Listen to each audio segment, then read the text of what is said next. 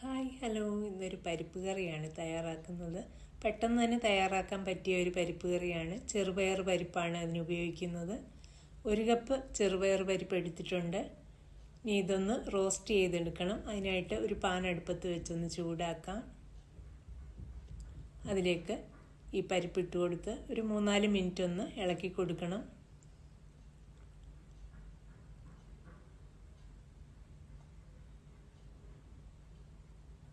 അതൊന്ന് ചെറുതായിട്ടൊന്ന് കളർ മാറി വരണം. മീഡിയം ഫ്ലെയിം ആയിരുന്നു. ഇനി ലോ ഫ്ലെയിമിലിട്ട് ഒന്ന് 2-3 മിനിറ്റ് ഒന്ന് ഇളക്കി കൊടുക്കാം. ഒത്തിരിയൊന്നും കളർ മാറണ്ട, ചെറുതായിട്ടൊന്ന് കളർ മാറി വന്നാൽ മതി.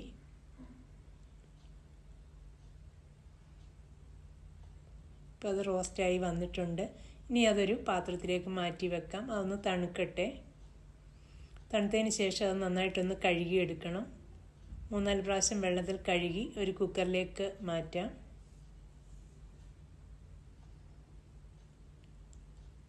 അതിലേക്ക് 1/4 ടീസ്പൂൺ മഞ്ഞൾപ്പൊടിയും 2 പച്ചമുളകും വെള്ളവും ചേർക്കണം. 1/2 ടീസ്പൂൺ വെളിച്ചെണ്ണയും കൂടി ഒഴിച്ച് കൊടുത്തിട്ടുണ്ടായിരുന്നു. അത് വേവിക്കാനായിട്ട് വെച്ചു. അത് വെന്ത് കിട്ടിയിട്ടുണ്ട്.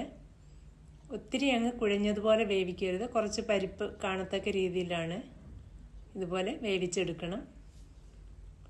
ഇനി അതിലേക്ക് അരപ്പിനായിട്ട് നാളികേരം, പച്ചമുളക് അവരവരുടെ ആവശ്യത്തിന് 1-2 ഇടാം.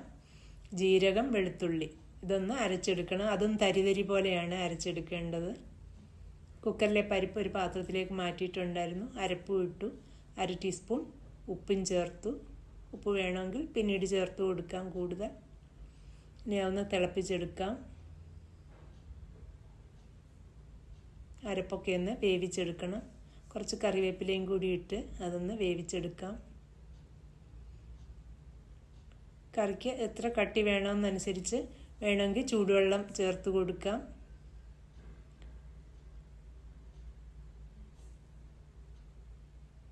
ഇപ്പോൾ തിളച്ചൊക്കെ വന്നിട്ടുണ്ട്. ചൂടോടെ ഉപയോഗിക്കാനാണെങ്കിൽ ഇത്രയും കട്ടി മതിയാവും. തണുത്ത് കഴിയുമ്പം കുറച്ചുകൂടി കട്ടിയാവും. അങ്ങനെ കറി തിളച്ച് വന്നിട്ടുണ്ട്. ഇനി ഗ്യാസ് ഓഫ് ചെയ്യുക. അതിനുശേഷം കടുക് വറുത്ത് ചേർക്കണം. പാത്രം അടുപ്പത്ത് വെച്ച് വെളിച്ചെണ്ണ ഒഴിച്ചു. കടുകിട്ട് പൊട്ടിച്ചു. മുളകും കറിവേപ്പിലയും കൂടി ഇടാം.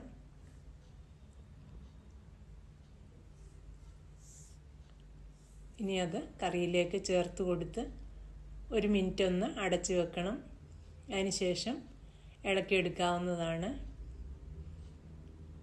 അങ്ങനെ പെട്ടെന്ന് തന്നെ തയ്യാറാക്കാൻ പറ്റിയ ഒരു പരിപ്പ് കറിയാണ്.